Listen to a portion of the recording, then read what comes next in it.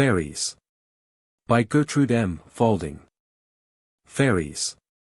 This is not the considered dogma of schoolmen or of sages in council, but the whirling utterance of a poet, and it is with some such answer on our lips that we must affirm our belief in the fairy world. For this belief is with most of us like a little plant, open to the morning sun, shivering gaily in the winds of life, scorched sometimes, and sometimes almost uprooted and vanishing away. Yet ready always to blossom again at the stirring of ecstasy or the breath of an enchanted air. It is so inconsiderable that it will never harden into a creed. So tiny and humble a thing that the wise of this world have never tried to preserve it as a talisman or to use it as an artificial symbol of contention. So that it has been left from the beginning to grow free like the daisies, and children from the morning of time have woven it into happy coronals and into flower chains, which, becoming longer and ever longer, and flung forth as they were by little, heedless fingers to the dews and the winds of heaven, have at last enmeshed the whole round world in their magical network. It is of no use our asking how the belief sprang up, or when. Nor need we inquire too precisely into its nature, for while fairy lore belongs to every country it has been able hitherto to defy those of the learned who would trace its origin or reduce it to a system. Science cannot examine nor reason grasp it, for what they touch is not the entrancing secret of the fairies, that indescribable, elusive thing, but some trace of it rather, some shining in the fields and forests, in poetry and in childhood. Some glamour of the morning world, left there perhaps by the passing of the little people. It is significant that except to the child and the seer they have always passed.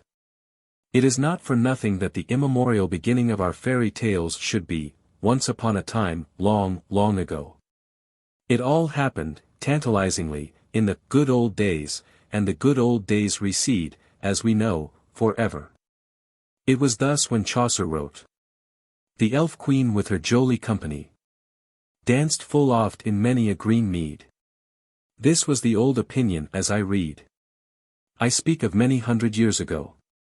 But now can no man see non-elves emo. And thus it is now according to a poet of the present day, who does not however, happily, quite believe his own words. Englishmen care little now for elves beneath the hawthorn bough. Even Mr. Kipling is constrained to put a melancholy speech into the mouth of his gallant Puck, "There's no good beating about the bush, it's true. The people of the hills have all left. I saw them come into old England and I saw them go. Giants, trolls, kelpies, brownies, goblins, imps, wood, tree, mound, and water spirits. Heath people, hill watchers, treasure guards, good people, little people, pishogues, leprechauns, night riders, pixies, nixies, gnomes, and the rest gone, all gone." But this is after all only another way of saying that in fairy there is no time, just as there is no space either, as Euclid understood space, and no logic, but only the glamorous twilight and the soft beauty of the borderland. This region must be of man's own unconscious making, the indispensable atmosphere which lies about the more solid world of his thought, perhaps the fringe of M. Bergson, a place of delicate mist and color, and of gently moving winds. Outside it a man could not breathe, nor would his winged fancies ever learn to fly. This is the true home of the fairies, and we need not wonder that they prefer for the most part to dwell there in hiding, behind the glimmering ramparts and the gates of which we have glimpses now and then. Making excursions, of course, for they are an adventurous race into our human world, but liable to retreat suddenly on a flash of rainbow wings, hurling back a shower of silvery arrows, flame-tipped with laughter, at all those matter-of-fact, sturdy mortals who call themselves the sons of common sense, but who nevertheless gaze after them wistful-eyed from the hither side of the fairy frontier. This enchanted strip of country at the confines of the human soul has been peopled by man from the beginning of time. The primitive gods would appear to have been among its earliest denizens, grotesque monsters, many of them hydra-headed, changeful, vague and terrifying as the forms in some nightmare of childhood, but these passed away. And slowly, from varying periods, from the sea and the mountains, the desert and the plain, we find gathering a motley host of creatures. Unicorns flash along, swift-footed, phoenixes, fiery of wing, go sweeping by. Mighty genii appear suddenly with the vaporous whirlwind for a garment. The hoofs of centaurs are heard thundering, pawing in the valley, swallowing the ground with fierceness and rage, and among them pierces the thin reed piping of some goat-footed, shaggy-bearded Pan. We catch the dancing of woodland nymphs and fauns, and the rustle of shy dryads among the leaves. In the cavernous places of the mountain lurks an old brood of dragons. In the mysterious fastnesses of the sea sirens and mermen, yes, and Leviathan himself, whose eyes are like the eyelids of the morning, who trails behind him so shining a pathway that one would think the deep to be hoary. A strange company, and strange regions indeed to be the home also of the fairy folk. These would seem however to haunt more especially the dewy uplands of the north, a delicate little people, and a whimsical mischief-loving, yet addicted for the most part to homely and helpful tasks. Full of the laughter and the dancing joy of childhood, full too, though not always, of its uncompromising morality and its sudden melancholies. Whence did they come, these people of myth and legend, with their song of nature's hidden powers? That whistled like the wind, and rang among the rocks and holly bowers. Doubtless from the God-given faculty of wonder, which is the parent also of high philosophy, standing at first sight so far aloof. Les facultés que engendrant la mythologie sont les mêmes que celles que engendrant la philosophie, et n'est pas sans raison que l'indit la Grèce. Nous presentent le phénomène de la plus riche mythologie à côté de la plus profonde métaphysique. Reflection shows Renan to have been right. Wonder holds a torch alike to the wise man and to the child. The latter takes it, and with a shout of joy waves it about his head. And behold, moving forms gather round him, sweeping him in a moment into the heart of a tale. He sees, shall we say, not the usual phenomena of the heavens, but something more, a young man going forth in his strength, one who proves himself to be the doer of doughty deeds. The child or the childman will follow the hero through breathless adventures, he will climb and fight, love and give chase, moving onward forever in a trail of glory till at last he meets his doom, is overcome by his enemies and slain. But in his back he bears a magical bright disk which restores him to life, and his trusty servant comes day after day to rouse him for fresh deeds of prowess at the appointed hour. Such is a boy's tale among the Indians of the far west. The adventures of the day god and of his faithful servant the morning star. We have now passed the period in which it was usual to find the nature myth behind all stories. But we must recognize its importance and great interest, and we must admit that most remarkable human impulse to personify. This faculty is forever at work not only upon the more striking natural phenomena, but upon the little objects of daily life, and upon abstractions as well. Man, once descried, imprints forever his presence on all lifeless things. The winds are henceforth voices. A shape peeps from the breezy forest top, arch with small puckered mouth and mocking eye. The teller of tales can weave romances with an old street lamp as hero, or a sausage skewer. And it is long since we created the gods and the virtues in our own image, war and plenty, fruitfulness and light. Wisdom to the Greek was the grey-eyed maiden, very fair and serene and even terrible. To the Jew, one who uttereth her voice in the streets, who crieth upon the highest places of the city. For even the greatest sages, though vowed to reason and following her with all patience and loyalty, must yet be lighted on their way by the torch of wonder, and are conscious as they go of peering faces beyond at the edge of the gloom. And there comes a time when they can go no farther, having no formula more to express the vanishing truth which as yet they dimly see, and then they too have recourse to the child's enchanted opening, once upon a time. In some such way as this we have come by innumerable stories of the creation of the world. We have the ancient Babylonian Tiamat, who was the darkness of the deep, mother not only of the lesser gods and of Merodach who slew her, but of all monstrous, all prodigious things, the first universal giver of life. We have too the preserving Indian Shiva, the obscure Osiris, and immeasurably far from these the demiurgus of Plato, whose handling of myth, if conscious, is no less poetic. All the great poets and prophets, indeed, have found it necessary, with a view perhaps only to their hearers, to teach in tales. But it may be that they themselves can see or at least express the truth more clearly through this medium of vision and of song. In any case, human life has been enriched by them with story after story, from the misty background of the great epics to that group told simply upon the shores of Galilee. The kingdom of heaven is like unto treasure hid in a field. Now among all these wonder-begotten fables, between the tender parables of the wise and the grotesque nature myths of the humble, we find the fairy tales which delight our childhood. These have little at first sight to teach or to explain. But irresponsible and freakish as they are, frivolous even and absurd, they yet come to us with a charm so potent and lure us into a world so glamorous and gay, so simple in its values, so youthful and lovely in its laughter, that we are happy to go, and sorrowful enough when at last we must return, with a fairy hand in hand, to a world more full of weeping than we can understand.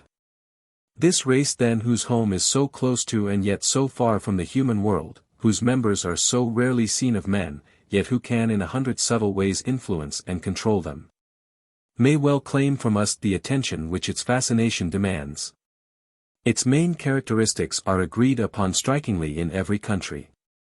The granny busy at her spinning wheel in an Irish cabin, has much the same store of tales for her children's children as the old peasant woman on the steppes of Russia or even among the hills of Hindustan. They tell, for instance, how the village idiot has been fey since a certain evening in his boyhood when, returning by moonlight along a lonely road, his ear caught the strains of a silver music, he saw the merry dancing of the elves, and was lured to join them within their magic circles.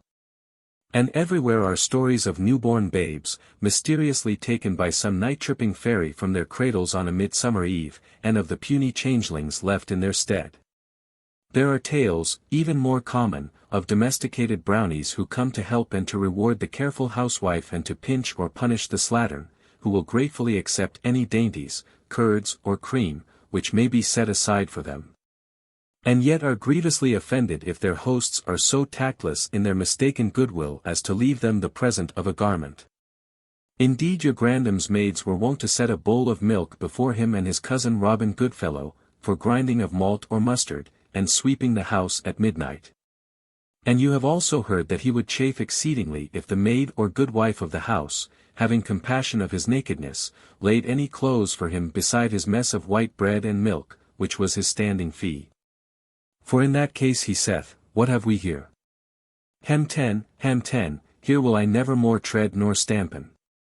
Or, as a Yorkshire version of the story has it, hob red coat, hob red hood. Hob do you no harm, but no more good.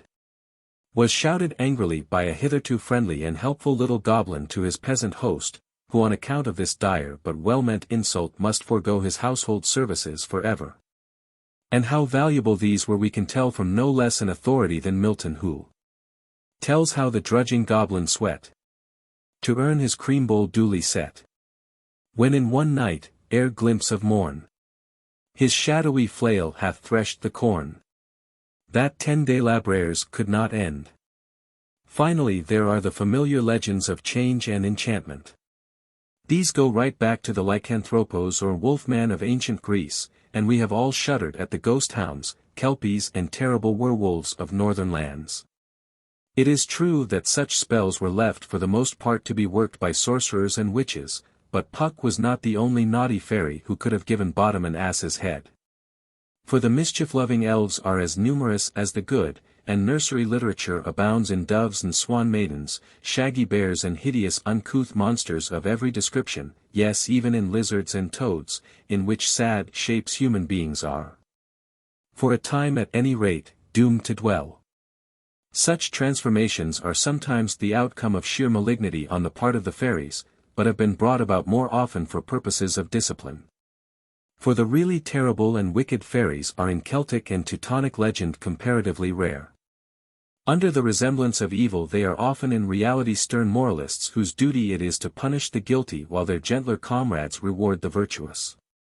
Kingsley gave us in the Water Babies a splendid illustration of this in Mrs. Be Done By As You Did, and her twin sister, or other self as it turns out, Mrs. Do As You Would Be Done By. They are abstractions of course, principles, what you will. But we meet them nevertheless as two delightful and very much alive old young daughters of the deep, whose province it is to rule over the changing populace of the green vast water world. But among the fairy folk of ancient legend we find that the sterner moralists are usually the dwellers underground. We look for them among the gnomes and the dwarfs, the trolls and the goblins who inhabit the dark long corridors of the mines, and are acquainted with the interior mysteries of the mountains. These people are skilled artificers in every kind of metal. They can even coin gold and silver for such mortals as are foolish enough to demand of them gifts of money, but they like better to fashion magical plows and scythes and pruning hooks which help but cannot degrade the sons of men. One of the earliest, as it is also one of the sweetest things ever written about the little people tells us that, it is their nature to have the power to serve, but not to injure, man. They may tease and pinch and jeer, have their fun and mislead night wanderers to their harm, and most of us were taught by our nurses to strike holes in our empty egg shells, lest otherwise the witch fairies should run off with them. And putting out to sea in the little bobbing boats, should play their pranks upon the sailor lads. But in spite of all this the pleasant thought remains with us that the fairies are not in any real sense workers of evil, not even those queer, dark dwarf-like little beings about whom such curious legends are afloat. The hero of Fantastes, we remember, encounters them when, full of bitterness at having been found by his own shadow, he is wandering drearily through fairy land. I traveled through a desert region of dry sand and glittering rocks, peopled principally by goblin fairies. When I first entered their domains, and, indeed, whenever I fell in with another tribe of them, they began mocking me with offered handfuls of gold and jewels, making hideous grimaces at me, and performing the most antic homage. As if they thought I expected reverence, and meant to humor me like a maniac. But ever, as soon as one cast his eyes on the shadow behind me, he made a wry face, partly of pity, partly of contempt, and looked ashamed, as if he had been caught doing something inhuman.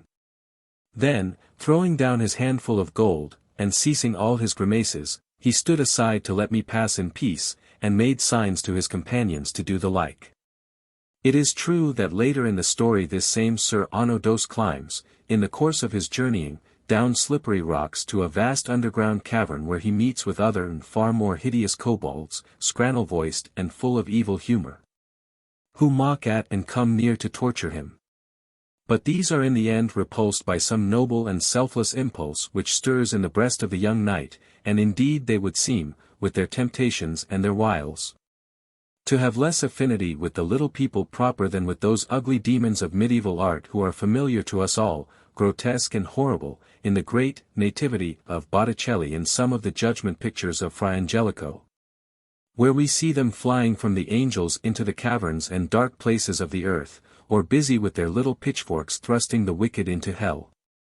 These are the same creatures who whispered to Christian as he passed through the valley of the shadow of death, the children of nightmare, or of evil suggestion, or of sin.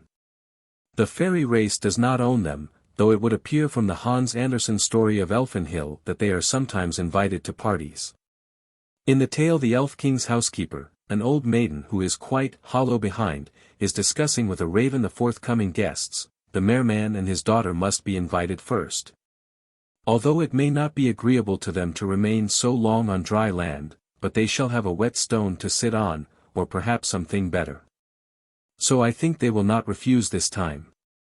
We must have all the old demons of the first class, with tails, and the hobgoblins and imps, and then I think we ought not to leave out the death horse, or the grave pig. Evidently it was not to be an exclusive party, but whoever the old demons of the first class may be, it is pleasant to turn from them to the true hill people, industrious and funny and innocent, whose dancing grounds are above on the grass, and whose dwelling places are beneath, lit by magic lamps, splendid with pinnacle and glancing dome.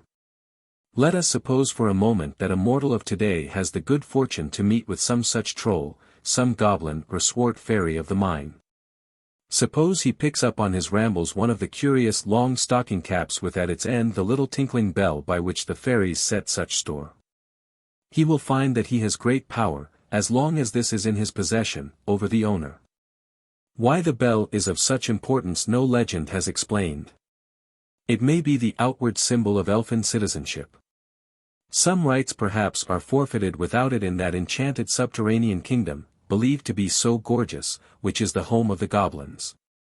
Now if the youth, the finder of the cap and bell, be wise as we should be did such a chance befall us, he will endeavor to strike a bargain with its distracted owner, and may thus obtain some fairy gift of surprising value. Let him beware, however, what he asks, not gold, for the luckless man who stipulated for a guinea in every ploughshare died before his time of avarice and overwork. Not idleness, nor mere pleasure, nor vain glory, for these things are hated of the hill people and subtle with fairy curses. Let him choose rather some useful gift of magic workmanship, a noble pump or a fiddle, a cooking pot or a fire lighter, a reaping hook or an airship, something beautiful for the service or the joy of man. What a fine airship might they not fashion for him, the goblin host! A monoplane, shall we say, constructed cunningly with lightest aluminium for the framework of its tenuous dragon wings, with delicate fittings of filigree silver, with a mechanism so marvelous, and with so entrancing a music in its whirring flight that it would claim instant obedience from the angry children of the winds. But the gift would come, like all fairy gifts, on one condition, that the ship should be used only for peaceful purposes. Let the aeronaut direct it once towards war and strife, and the undoing of his fellows. Let him try to fathom with ambitious and aggressive thoughts the secret of its power, and the graceful thing would fall headlong to earth. The very mountains would open to receive it, and then close forever, amid the derisive jeers of gnomes and pixies, upon the wonder of its soaring flight. If we must on reflection admit that these busy people who do their business in the veins of the earth, have kept up with the times, and some indeed will go farther than this, and hold them responsible for certain among the inventions and discoveries of the present day, we shall see no reason to doubt its being the same also with the fairies of the upper air, the floating sylphs, and all those merry elves that are still to be found haunting the flowers and the forests, the reed-fringed inland meres and the pools of the seashore. But their charms are perhaps more old-fashioned, because on the whole more unchangeable. We hope, as fondly as did our ancestors, that they will come to the cradles of our children with promises to the newborn of health and fortune, of beauty and nobility. Mothers sit now as they ever did, looking for them to come in the ruddy fireglow or by the silver shining of the stars. In quaint attire guisely, quiet pace and soft eely. And who shall say that they look in vain? The fairies will always keep, I think, their quaint attire. No one would wish them, as a race, to dress in anything but green. Green jacket, red cap, and white owl's feather. And we think of them always as being very small and delicate. They are the pert fairies and the dapper elves. Or again, the span-long elves that dance about the pool. And indeed Chancellor Gervas of Tilbury, who lived in the 13th century and is probably the earliest English authority on fairies, speaks of the little people as not quite half an inch high. This seems to us, till we remember the poets, almost too tiny. But after all, the poets are more likely than other mortals to have seen the fairies, or to interpret, at any rate, for those that have. Among others we may surely count Hans Andersen with his tender-hearted elf who lived in a rose and had a sleeping chamber behind each leaf, and was such a wee little thing that no human eye could see him. What we call veins on a leaf he took for roads, aye, and very long roads they were for him.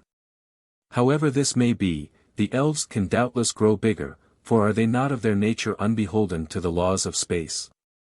We know that they can assume at will the forms of men or of monsters.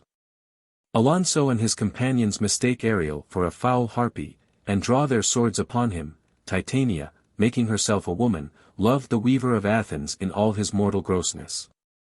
Yet, away once for all with consistency, the one hobgoblin against whom the gates of Fairy are forever barred, yet Ariel was wind-rocked in the bell of a cowslip. And we remember that the 4 delicate henchmen told off to minister to the humors of the ungainly as were peaseblossom, cobweb, moth and mustard seed. The poets' names for the fairies are in fact always the names of very little creatures, Pip and Trip, Petey and Penny, Cricket, Pigwiggon, Hodgepoke, Little Prick, and the rest of them. Even Incubus and that more famous Rumpelstiltskin who made so much fuss about his name, hardly sound gigantic. There is nothing else for it, however, but crude sighs when we insist on bringing these dainty denizens of the mist and moonshine, and putting them through their antics on the uncouth human stage. But it is not there, let us not think it, that we see them as they really are. No. We must watch for them in the out-of-door world, before they creep into hiding under the acorn cups, while they still dance featly on the hillside or flit wheeling through the purple twilight upon the leathern wings of their captured rear mice. We must watch for them, if our eyes be open, as they plunder the heavy-laden bees intent on their booming homeward journey through the summer dusk, for it is then that the elves make haste to fashion the wax, their booty, into night tapers and to light them at the glowworm's fiery eyes. The poets delight to dwell upon the small daintiness of the race. One of them, whose identity is only to be surmised, begins a curious treatise upon them by describing the clothes of the fairy king, brought to him on New Year's Day in the morning 1626 by his queen's chambermaids. First a cobweb shirt, more thin than ever spider since could spin, charmed to the whiteness of the snow, by the stormy winds that blow in the vast and frozen air. No shirt half so fine, so fair. And so on at some length. This reminds us of what old Michael Drayton had to say about the equipment of King Oberon and of Pigwig and his tiny foe as they rode forth from opposing sides to their desperate tourney, how he quickly arms him for the field. A little cockle shell his shield, which he could very bravely wield. Yet could it not be pierced. His spear a bent both stjfl and strong, and well near of 2 inches long. The pile was of a horsefly's tongue, whose sharpness not reversed, and puts him on a coat of mail, which was of a fish's scale, that when his foe should him assail, no point should be prevailing. His rapier was a hornet's sting. It was a very dangerous thing, for if he chanked to hurt the king, it would be long of healing. His helmet was a beetle's head, most horrible and full of dread, that able was to strike one dead. Yet did it well become him. And for a plume, a horse's hair, which, being tossed by the air, had force to strike his foe with fear, and turn his weapon from him. If, after such a fearsome sight, there is any courage left in our hearts, we shall maybe find our way to the bank where the wild thyme grows, and there a modern poet will show us how the blue-green fragrant herb has become a mighty forest, haunted by terrific ladybird dragons, where ants like witches 4 feet high, waving all their skinny arms, glared at us and wandered by, muttering their ancestral charms. Here, in the glimmering half-light of the wood, everything is a-quiver with marvel and romance, and if we listen many a roundel and a fairy song will come floating towards us, new notes echoing and blending with the old. Because in the forest of wild thyme, which is only a new and beautiful name for fairyland, all the songs are exactly the same age, and that is no age at all. Here we shall meet among others the fays of long ago. Peaseblossom in his crimson cap, and delicate suit of rose-leaf green, his crimson sash and his jeweled dagger. Yes, and Mustard Seed as well, who is a devil-may-care, epigrammatic and pungent fellow, and who will teach us to be laughter-wise.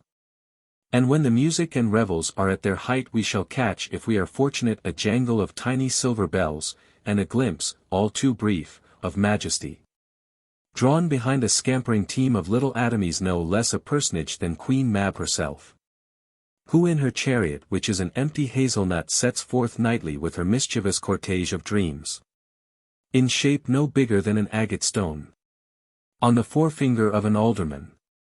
At her passing the fairies will shake and sway with peal after peal of silvery laughter as they call to mind the pranks that will be played this very night on mortal men. And then as likely as not they will dance their ringlets to the whistling wind, and betake themselves to their jolly banqueting. Their little tables, we know, are their own midnight mushrooms, and for their wine, the pearly drops of dew they drink, in acorn cups filled to the brink. But sometimes their goblets are less homely finer, we read, than the clearest Venetian crystal yes, for they were all of ice not made to overlast.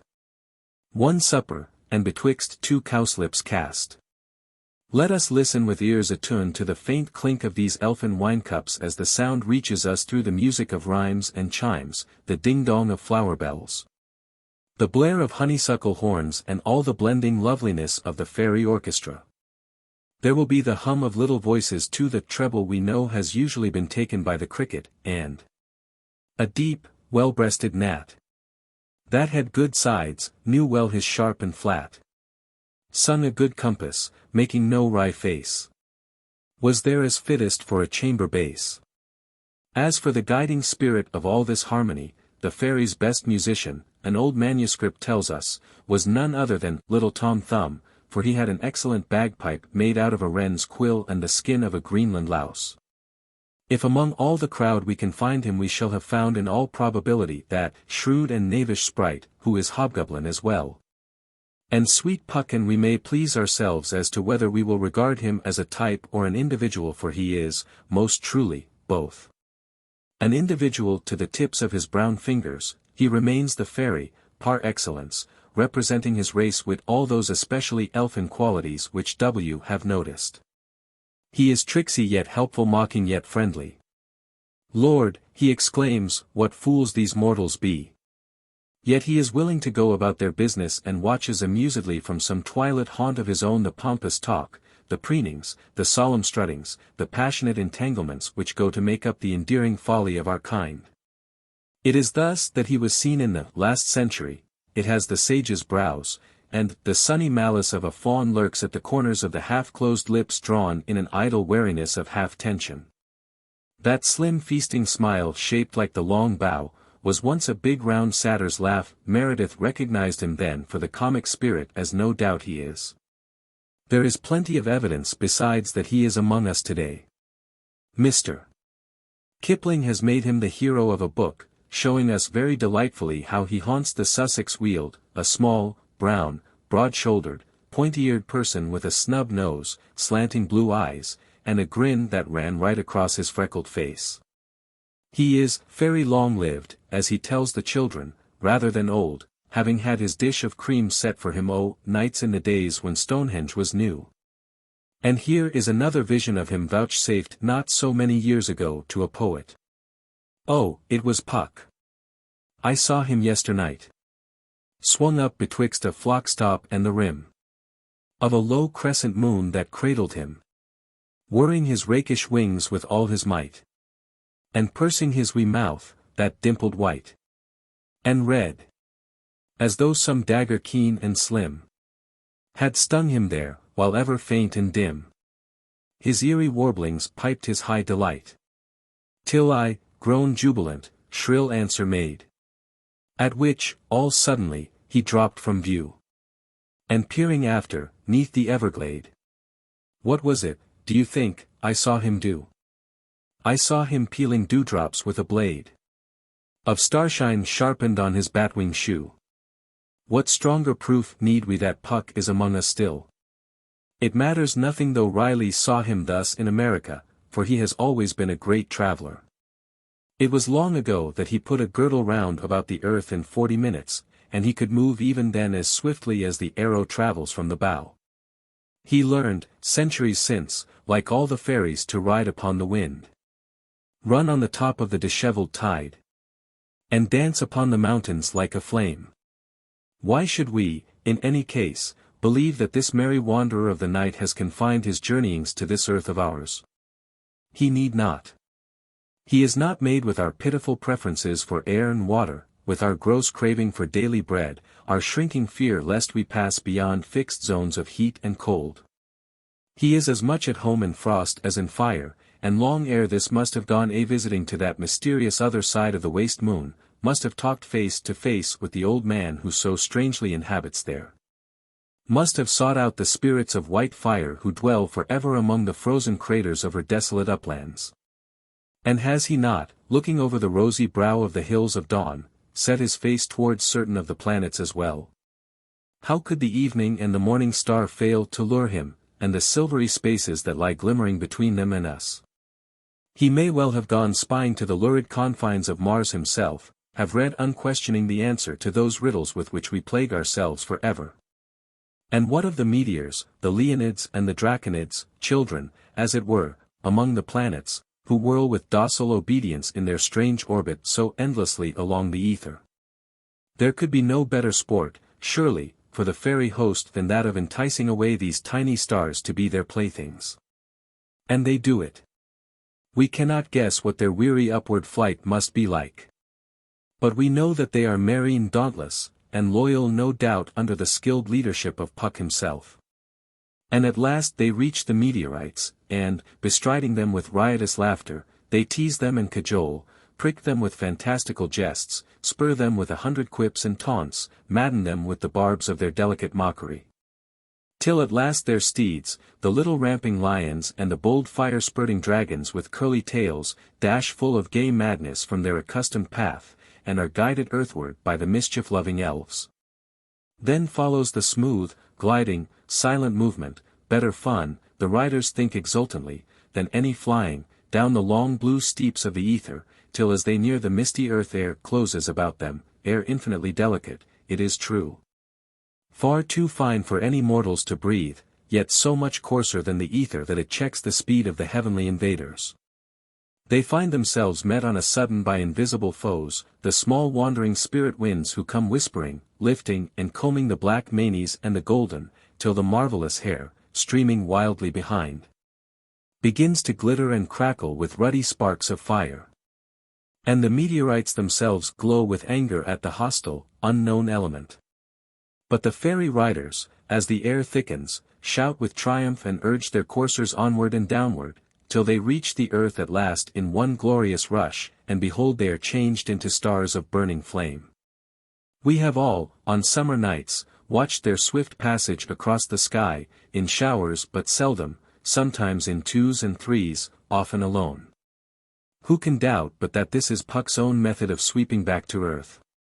Others before us may have suspected this, for there is, in the Anatomy of Melancholy, a significant passage in which Burton speaks of the fairies and goes on to discuss the dewy grass rings always associated with them. They leave that green circle which we commonly find in the plain fields, which others hold to proceed from a meteor falling. What if both theories be correct? A more glorious incident could there be in the elfin revels than some such swift return of a fairy traveller, the starry courser driven from highest air to where his brother sprites are, by moonshine leading merry rounds?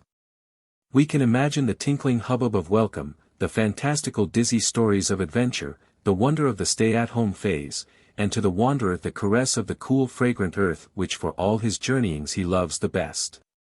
It is likely that despite his many hundred summers he has not even yet exhausted all the treasures of his own planet. The fairies have power to explore so many regions which have long been closed are still, some of them to the enterprise of man. Virgin forests and trackless mountains, the silent polar worlds of ice, the darkness of the deepest ocean. Even the fiery heart of the earth with its boiling vapors and molten treasure hoard, all these are open to the blithe spirits whose privilege it is to fly, to swim, to dive into the fire, to ride on the curled clouds. They have the freedom of the elements. Whether they venture much into our great cities we cannot learn either from poetry or legend. But we can guess. For they must, times and again, have glanced down from their flight in air upon the towers and columns as they rise dark and dreamlike into the moonlit sky. They will have seen the long streets, the roofs guarding their mysteries, the chimneys which send forth wraiths of smoke in spirals that are like music. And from further still they will have been fascinated by the lights, their wavering glint upon canals and rivers, the ruddy twinkle of them which to fairy eyes must be full of who knows what of mortal secrecy and marvel. It is unlikely indeed that so adventurous a band of little people, all inquisitive as they are, would flit by overhead and never descend along the moonbeams to explore the streets and courts which are so quick with child life. How sad if there should be millions of children gathered together, and no fairies haunting about them. Sad? No, impossible. It is frightfully difficult, says Sir J. Barrie, to know much about the fairies, and almost the only thing known for certain is that there are fairies wherever there are children. Yes indeed, and we have seen how Peter Pan, the eternal child, is responsible for whole troops of them in Kensington Gardens. Their portraits even have been chiseled, and magnified, in company with squirrels and conies and little mice on the pedestal of his statue, and we have heard what fun goes forward behind the great locked gates after closing time. They have the placid, grimy sheep to play with, and a great company of homeless London cats may come to them for the painless extraction of sparks. And just as in centuries gone by, when as we know they used to dance featly upon Bednall Green, so today they find in the city precincts tracts of grassland for their revelry.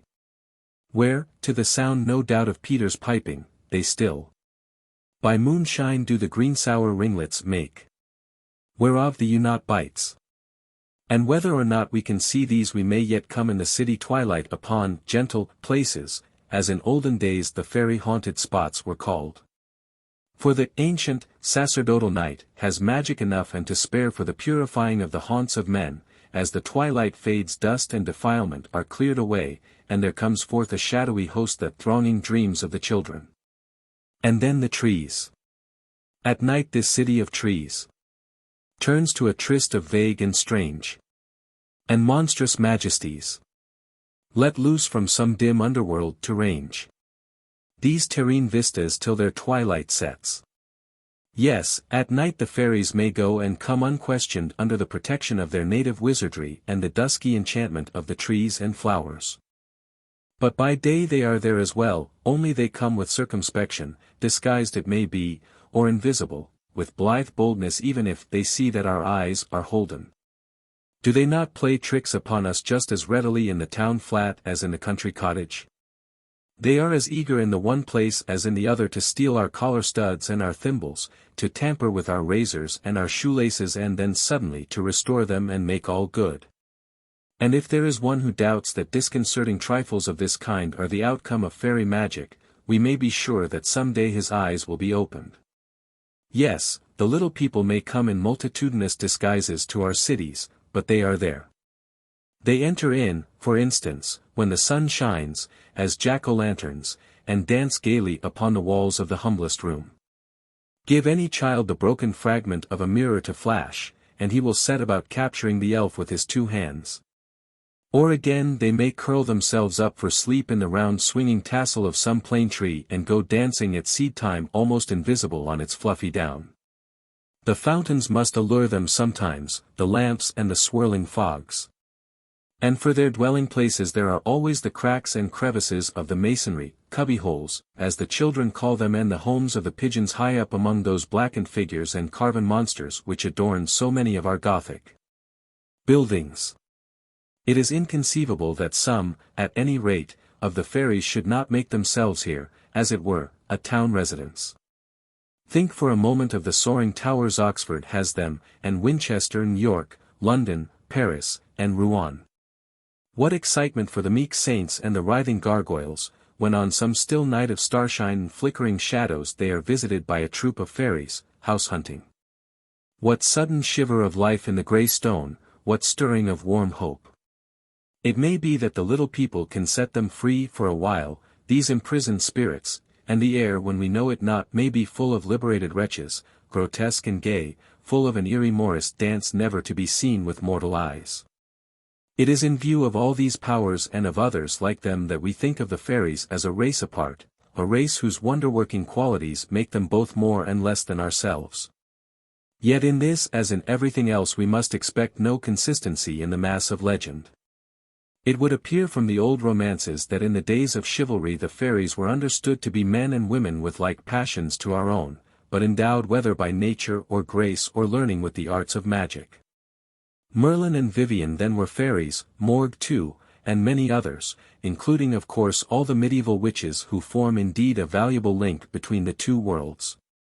The old French story of Juan de Bordeaux, who is later the heir and successor of the Elf King, shows Oberon himself to be a fairy only on his mother's side. For the surprising statement is there made that he was the son of Julius Caesar. When we reflect that the Fay his mother had also been, for some centuries, the ancestress of Alexander the Great, and that, according to the same group of legends, the Grecian conqueror was himself the father, by Sebel la Dame du Lac. Of King Arthur, we are carried far indeed from the sober reckonings of man. Le Petit Roi Oberon is a most interesting personage. Of the guests that come to his christening, a mischievous fairy, whose invitation had been forgotten, forbade him to grow after his 3rd year, but repented later and bestowed upon him the gift of beauty. We read therefore, ilnak trois pides de hauteur, ils tout bossu, mais il a un visage angélique, il n'est mortal que le voix, que plaisir any prengni a le regarder tant a beau visage. We find this dwarf magician in his enchanted forest busied with spells and wonders, and it is recorded of him that having passed thus several hundred years, he desired no more to live in Fairy, but went unto the seat prepared for him in paradise. For Oberon was a good Christian. This last is important when we remember that many writers consider the fairies to be the survivors of a pagan world, and that theories abound which would establish them as the offspring of unchristened children. We are here in fact face to face with yet another delicate paradox belonging to our theme. The elfin folk, we are told, is immortal, dwelling in the land where nobody gets old and godly and grave. Where nobody gets old and crafty and wise. Where nobody gets old and bitter of tongue. But on the other hand it is without soul. It is even rumored without heart as well. Now it is, happily, no part of our business to reconcile such conflicting statements, but we may at any rate examine them. It certainly seems hard that while Oberon was so sure of his place prepared in paradise, the little river trolls of Scandinavia should spend mournful days of uneasiness as to their hope of redemption. And we wonder whether our ancestors were unduly influenced in their conclusions by the well-known fairy dislike of church bells. Because any loud noise, it seems, is offensive to them, and they fly far more quickly from the beating of drums and the clash of arms than from the mellow chimes that ring the villagers to prayer.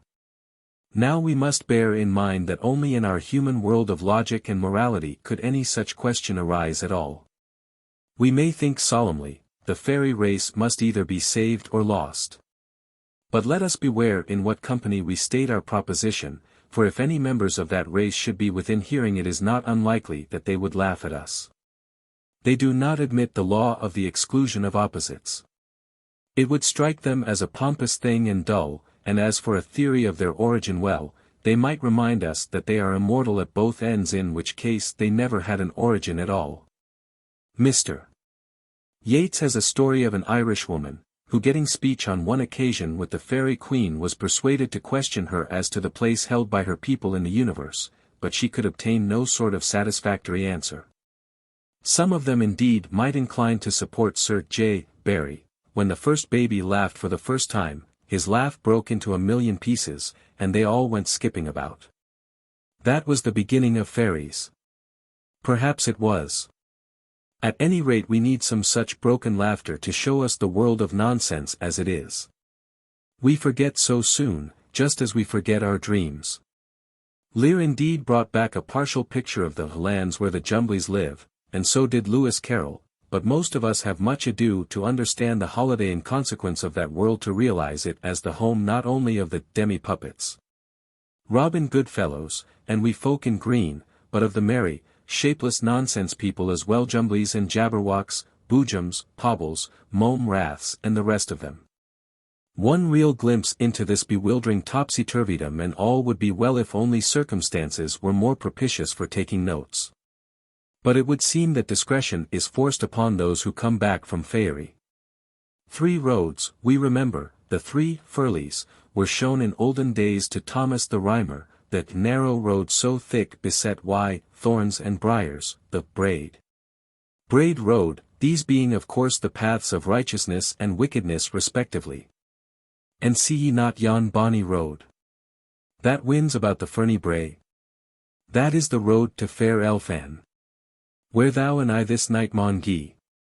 But when true Thomas came back along the enchanted way, nobody was told what he learned in the fair Elfian, perhaps that 2 and 2 do not make 4 there, or even 5, but something quite different.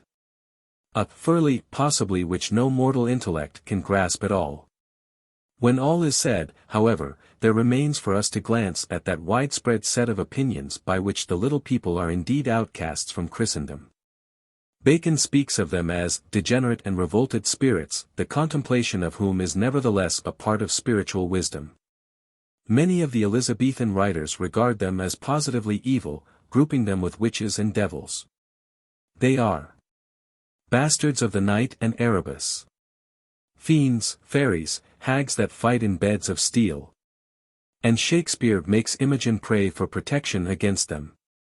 Milton, though he can take the happier view of them as gay creatures of the element, that in the colors of the rainbow live and play, the plighted clouds, yet earnestly warns the night wanderer of all malignant fairies, and according to ancient legend these would have injured man but for the protective powers of horseshoes and rowan branches over the door, and other charms. Bless this house, we read. Keep it from all evil spirits. Fairies, weasels, rats and ferrets. In Mr. Yeats's beautiful play, The Land of Heart's Desire, we get contrasted views. For are not they, likewise, children of God? Asks the bride, and the priest, rather brutally, replies. No, child, they are the children of the fiend. And they have power until the end of time, when God shall fight with them a great pitched battle, and hack them into pieces. But Mayor answers dreamily. He will smile, Father, perhaps, and open his great door, and call the pretty and kind into his home. Our sympathies are with her here, but Father Hart is apparently proved right by the event.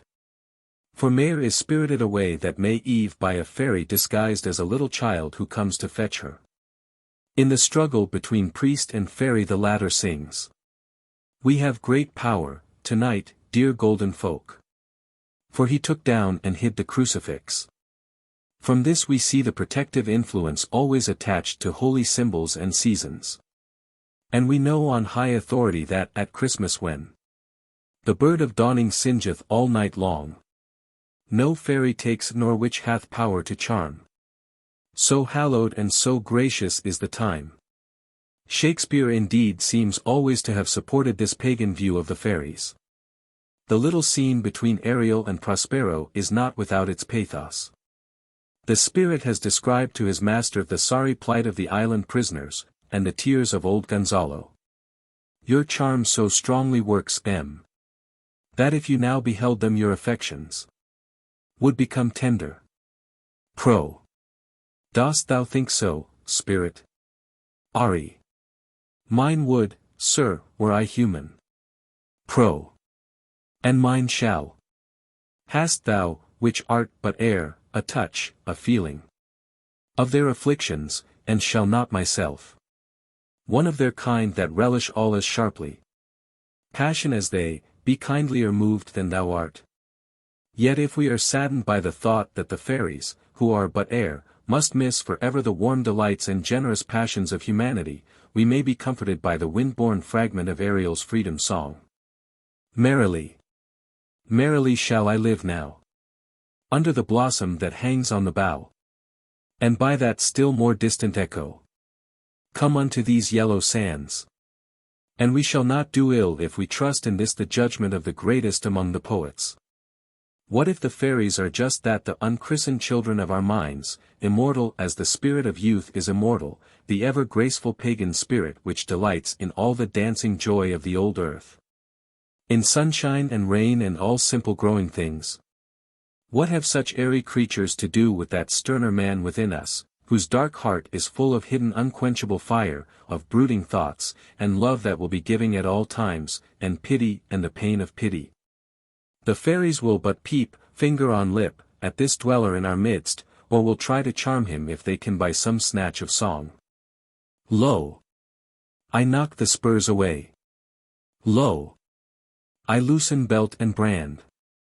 Hark! I hear the courser neigh for his stall in fairyland. Bring the cap and bring the vest. Buckle on his sandal shoon. Fetch his memory from the chest, in the treasury of the moon. Whether or not they are always potent to fetch this memory of man's from the lunar coffers. It is a fact that much of the bafflement and perplexity of life may be forgotten in the presence of the little people or at any rate of their lovely handiwork. For we think of them as busied constantly about their gracious tasks, they weave the magic of the morning, setting the dewdrops upon flower and grass blade. They launch the mad and merry dreams of the Maytime, harness the cool night breezes and come tumbling in the rainbow spray of every waterfall.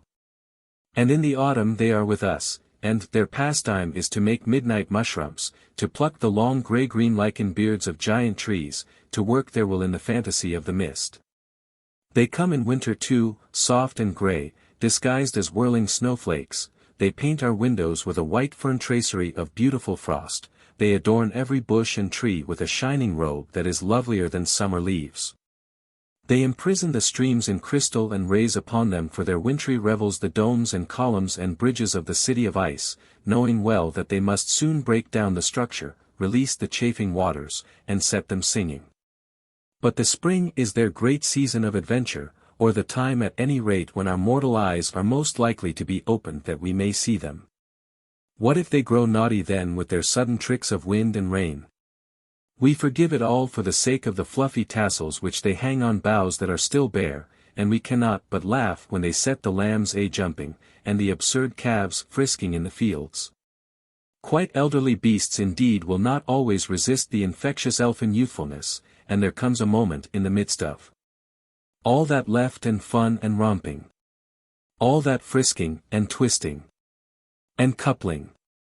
Perhaps on some gusty morning of March, some happy hour of wind and sun and bird song when an old horse will start capering in his paddock, or a company of solemn, ancient geese will be inspired to run together, vaguely, with ridiculous wings outstretched. It is all some fairy's prank, of course it is, but in the divine swift gaiety of that moment we are drawn close to all birds and beasts, and we see, as children perhaps can see always, the innocent meek heart of the creatures. Their patience and their trustfulness. We have come near to the secret of earth and her good smile, and perhaps by so doing we have passed through the gates of ivory and gold into the enchanted land of Fairy. Well for us if while we are there we can keep our eyes wide and our minds clear for memory. The legends tell us that such a sojourn is but a doubtful blessing, a man will come back, fey. But what if this means only that the values and proportions of that country are not as ours, that they are indeed something quite other which puts the cheap old joy in the scorned dust? Or he will return, some say, laden, as he thinks, with riches with fairy gold. And behold, by the light of this world he is clutching earth only, and withered leaves. Well, what then? It hardly needs a special faculty to see, on some October morning, that the dead leaves of the forest are fairer still than much fine gold. And earth? By my faith, she has wonders in loom. Revelations, delights. Let us have a care lest in despising too readily the dazed visionary with his handful of fairy gold we are casting scorn upon the currency of the kingdom of heaven. It is, at any rate, clear that the little citizens of Fairy have one supreme quality in common, that of single-mindedness. Whatever their whimsies they are steadfast in their love and gratitude, in the fierce tornadoes of their childish hate, and in revenge. They are certain to keep all promises. They never waver in their serene conviction as to what is evil and what good. Kindness is good, and gaiety, and honest labor, and the fruits of the earth, and the alternating beauty of day and night. It is of these things that their lives are full, and they will come about us, the elves and fays, in proportion as we can share with them unregretfully this clear simplicity. Then they will bring us gifts, the cap of darkness, maybe, which can hide us from the prying eyes of the world, the tiny phial of juice distilled by them from who knows what magic herb, a sovereign remedy against melancholy. And best of all, that palace of delight reared up for us at the waving of a wand upon any spot whence we behold the glory of the world. If we are not of these, of the elect, if we cannot receive and do not desire their gifts, if we do not see with our own eyes their tiny dancing forms, but only that sudden glamour and fair twilight which attend them, if in short, as is more than likely to be the case, we are just ordinary men and women, we may yet believe in the fairies. We may set their cream bowl, a little wistfully perhaps, upon the hearth. And in the absorption of our worldly occupations, and our haste, and our ambition, we may love them well, and think of them as existing through all ages, the dear companions of the child-hearted. How do you find this book? Any thoughts about the book or the author? Any suggestion for improvement? Please take a moment to share your thoughts in a comment. If you like it, share it with your friends who might enjoy it as well. Subscribe to keep in touch. Visit CompleteAudiobooks.com for more quality content.